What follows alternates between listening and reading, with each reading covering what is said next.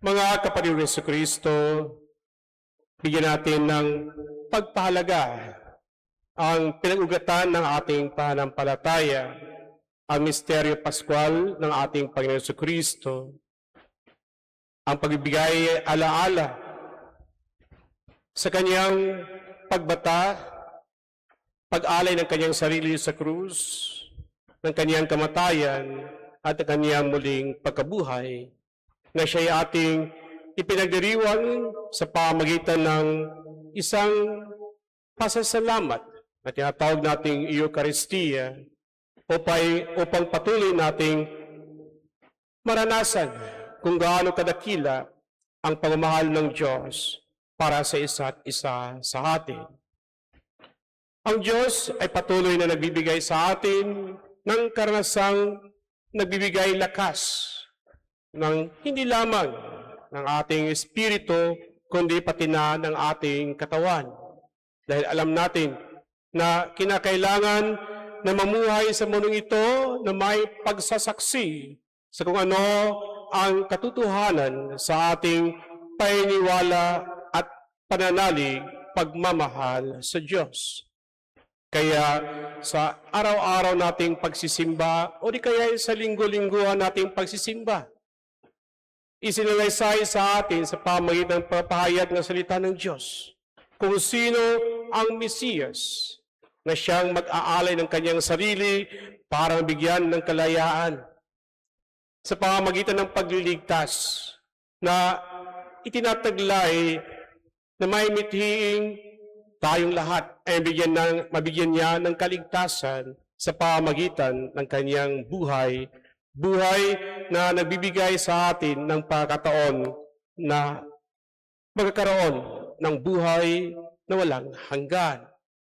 Kaya sa ating araw-araw na pamuhay, ating pinasasalamatan ang Panginoon. Ating inaalala ang kung ano ang salitang ibinibigay at pinapahayag sa atin sa pamamagitan ng simbahan, ang katawang banal ng ating Panginoong Jesucristo.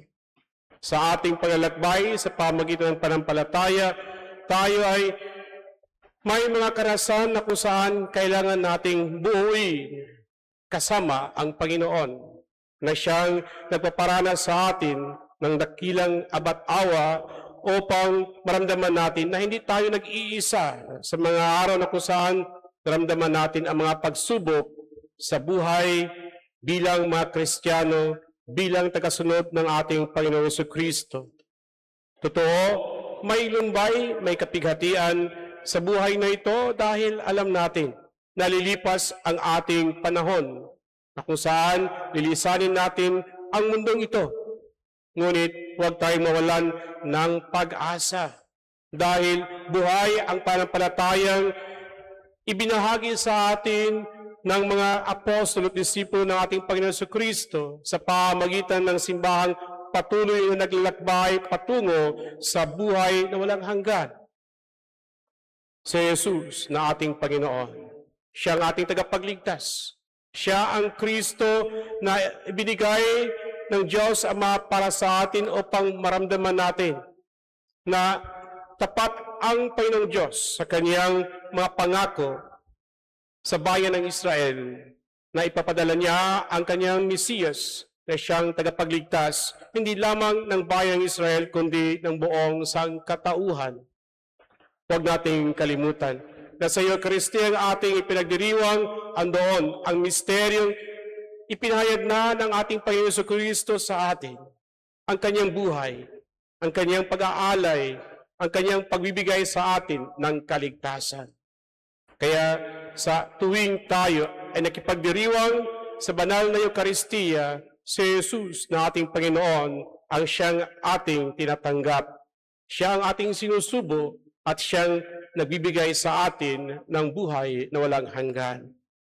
Naway sa ating araw-araw na paglalakbay patungo sa kabanalan ng buhay, bigyan natin ng papahalaga kung paano tayo binigyan ng pag-asa ng Diyos upang may sandalan tayo na siya magbigay sa atin ng lakas sa panahon na kung saan maraming mga hadlang sa ating buhay upang hindi natin marating ang buhay na walang hanggan. Ngunit sa ating pananalig sa Diyos, sa kanyang kabutihan at gandahang loob, ibinibigay niya sa atin kung anuman ang ating mga pangailangan, hindi lamang sa buhay material na meron tayo, kundi lalong-lalo na sa buhay espiritual. Tayo ay mahal ng Diyos at patuloy niyang ibinibigay sa atin ang kanyang pag-ibig sa pamagitan ng kanyang pinakamamahal na anak na ating Panginoon Kristo nag-iwan sa atin ng sakramentong nagbibigay lakas at nagbibigay buhay na walang hanggan. Amen.